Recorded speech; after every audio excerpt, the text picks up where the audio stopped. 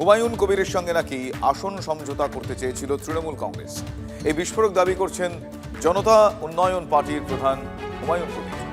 ভরতপুরের একটা টিকিট দিতে চায়নি তৃণমূল, এখন 14টা আসন ছাড়তে চাইছে।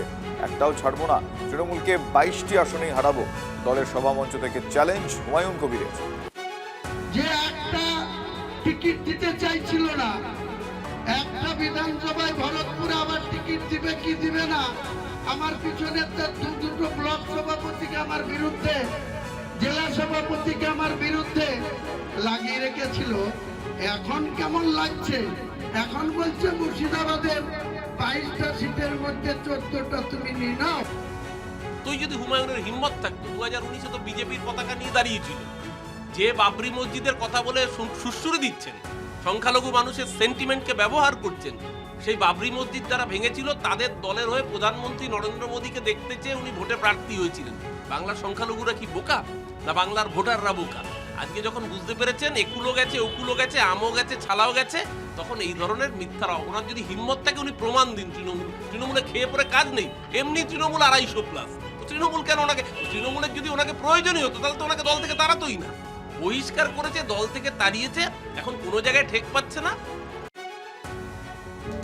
ভোটে জোট নিয়ে আবারও বিস্ফোরক মিমের রাজ্য সভাপতি। সেলিম অস্বীকার করলেও মানতে নারাজ ইমরান সোলাঙ্কি। ঘনিষ্ঠকে দিয়ে ফোন করিয়ে আলোচনা বসতে চান সেলিম, দাবি করেছেন মিমের রাজ্য সভাপতি। সেলিম কি বলতে চাইছেন শুনে পরবর্তী সিদ্ধান্ত, মন্তব্য ইমরান সোলাঙ্কির। একই সঙ্গে তার দাবি হুমায়ুনের সঙ্গে জোট নিয়ে আশাবাদী মিমের রাজ্য সভাপতি। এইবার পশ্চিমবাংলা বিধানসভা আমরা যাকে বলবো উঠবে, যাকে বলবো বসবে।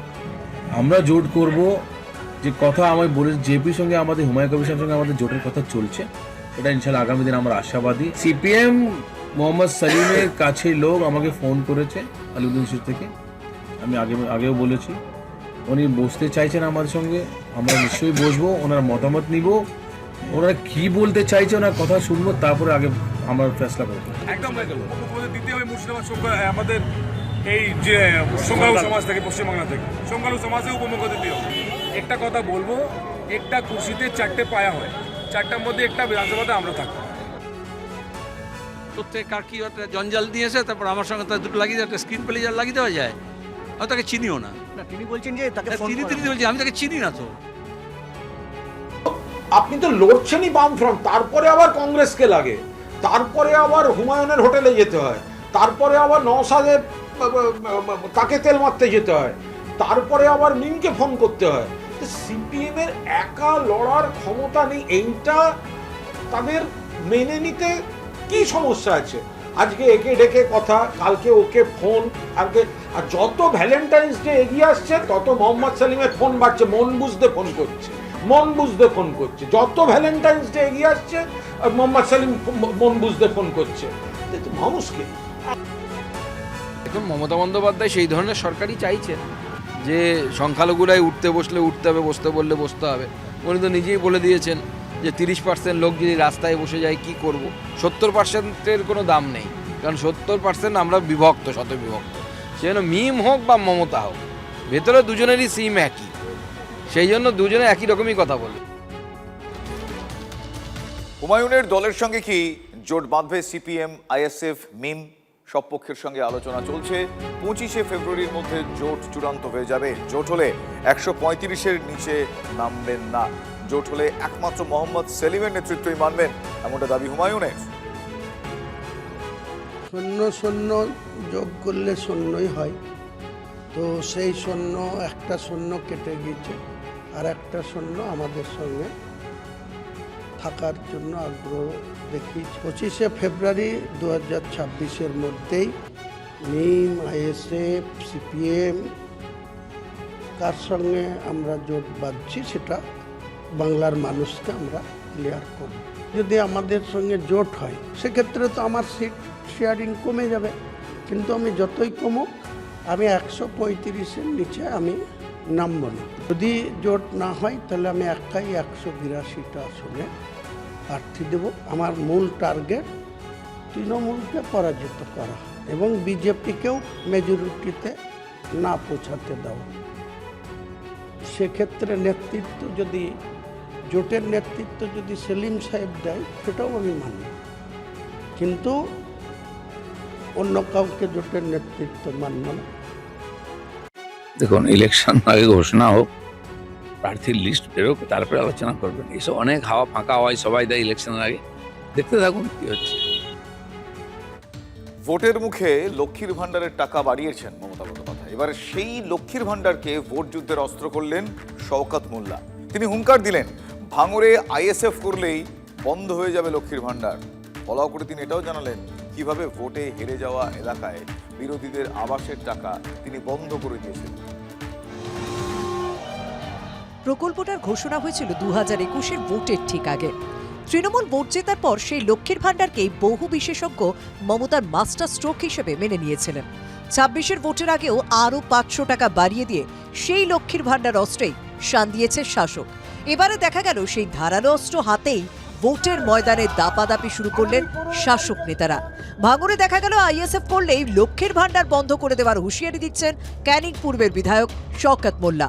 আগামী দিনেও আমি পরিষ্কার বলি, আমি প্রত্যেকটা নেতার কাছে অনুরোধ করব, আইএসএফ এর একজন না যেন টাকা পায় তার ব্যবস্থা আমাদের তৃণমূল কংগ্রেসকে করতে হবে। পরবর্তীকালে কৃষক বন্ধু লক্ষ্মীর ভাণ্ডার টাকা পাচ্ছেন, দেখা যাবে সেটা।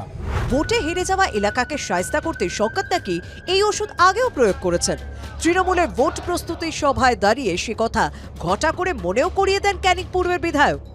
মমতা বন্দ্যোপাধ্যায় সরকার টাকা দেবে, আর তার মা মাসি নিয়ে এই চালতাবেড়িয়া শানপুকুরের কিছু সমাজ বিরোধী তারা টানাটানি করবে। আমরা বলছি টাকা আমরা বন্ধ করে দিয়েছি, যদি হিম্মত থাকে বাপের বেটা হও সেই টাকা নিয়ে নাও, দেখি কত বাপের বেটা আছো তোমরা। নিজেই বলছেন আইএসএফ নেতা কর্মীদের আবাস যোজনার টাকা আটকে দিয়েছেন। দেখা গেল সেই হুঁশিয়ারিটাও দিয়েছিলেন প্রকাশ্যে সভায় দাঁড়িয়ে। ভোট দেবেন আইএসএফ এর আর ভোট দেবে মমতা ব্যানার্জি, এটা কিন্তু আর হবে না। ডাল ভাত কবে খেয়েছো ওটা কিন্তু ভুলে যাও। খুব পরিষ্কার কথা, খোলাখুলি কথা, যদি আগামী দিনে শুধরে যাও তাহলেই টাকাটা পাবে। শওকতের এই হুমকির সামনে আসার পরই মুখ খুলেছে এলাকার আইএসএফ নেতারা। তারা জানিয়েছেন সরকারি প্রকল্পের সুবিধা পেতে প্রয়োজনে আদালতের দ্বারস্থ হবেন। উনি এই মুহূর্তে সাধারণ মানুষের প্রতি আস্থা ভরসা পুরোটা হারিয়ে ফেলেছে, যার কারণে উনি আতঙ্কের পরিবেশ তৈরি করছে। ঘরে যাদের নাম এসছে, 3টে অঞ্চলে হেরেছে, সেটাকে উনি কোনো মতে করতে দেবেন না। ক্ষমতা থাকলে করে নেওয়া, ক্ষমতা থাকলে করে নেওয়া মানে কোর্টের দস্তা খোলা আছে, আমরা আইনের দ্বারস্থ অবশ্যই হব। ওনার ক্ষমতা থাকলে উনি আটকে রাখবেন। গুন্ডাদের ভাষার মতো কথাও তো গুন্ডা, এটা আমি বলিনি, পুলিশ মন্ত্রী নিজে বলেছেন। তুমি বোম বাঁধো, বোম মারো। তো এর ব্যাপারে আর কি বলবো? আমার মনে হয় আমাদের তোহা সাহেবের ভালো উত্তর দিতে পারবে। এই যে বাংলায় হেরেছে বলে 2021 থেকে সব বন্ধ করে দিয়েছে বিজেপি। আমাদের এখানে দল মত জাতি ধর্ম নির্বিশেষে সবাই কন্যাশ্রী থেকে লক্ষ্মীর ভাণ্ডার সবাই পান। শওকত মোল্লা যেটা বোঝাতে চেয়েছেন যে যারা এত সুবিধা পাচ্ছেন তারা মমতা বন্দ্যোপাধ্যায়কে ভোটটা দেবেন না কেন, এইটা একটু ঘুরিয়ে পেঁচিয়ে বুঝে নিতে হবে। উনি যে শব্দগুলো বলেছেন ওটা সাজিয়ে গুছিয়ে নিন না। কুণাল ঘোষ বলছেন শওকতের মুখের কথাগুলোকে সাজিয়ে নিতে, কিন্তু প্রকাশ্য মঞ্চে শাসক বিধায়ক বুক ঠুকে যে ফতোয়া দিচ্ছেন তা কিন্তু একেবারেই অগোছালো শোনাচ্ছে না, বরং মনে হচ্ছে ভোটের আগে যুদ্ধের অস্ত্রগুলো শাসক বেশ ভালো করেই সাজিয়ে গুছিয়ে নিচ্ছেন। ভোটের খেলা ঘোরানো তেমনই এক হাতিয়ার লক্ষ্মীর ভাণ্ডার। ভাঙড়ে দাঁড়িয়ে সেই অস্ত্রের ঝলকারিটাই দেখালেন Shawkat. Bureau report, TV9 Bangla.